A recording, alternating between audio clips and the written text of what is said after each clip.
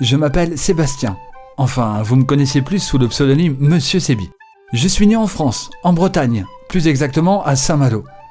Quelques années avant moi, j'ai eu un frère et ça s'est arrêté là. Nous étions donc une famille de 4.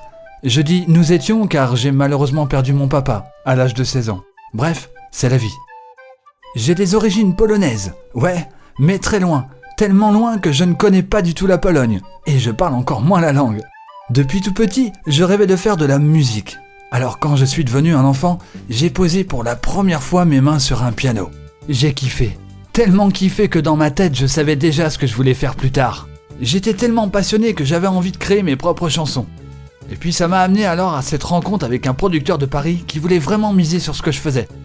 Alors un jour, avec une amie, on a décidé de se lancer. Pendant 1 an, j'ai donc écrit et composé 12 titres qui malheureusement n'ont jamais vu le jour.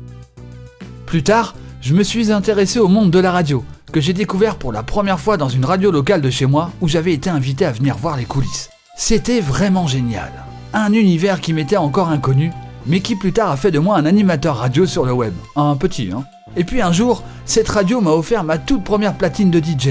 J'étais, comme un fou. Je me souviens encore me voyant dans ma chambre passer des dizaines d'heures à mixer des musiques.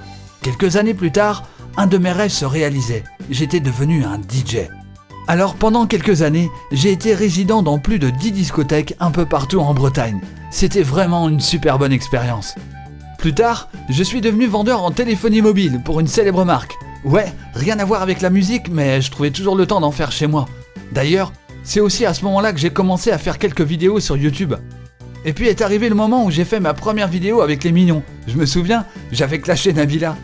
Et à ma grande surprise, quelques jours après, la vidéo avait été vue des milliers de fois et avait été relayée par plein de sites internet. Elle avait même été reprise par Koé. Et c'est d'ailleurs grâce à ça que j'ai vraiment commencé mon aventure sur YouTube. Mais le plus important pour moi dans tout ça, c'est ma maman. Car j'ai toujours pu compter sur elle. Depuis le début, elle a vraiment tout fait pour moi. Et même encore maintenant. Alors pour tout ça, je ne la remercierai jamais assez. Et vous aussi, vous y êtes pour beaucoup.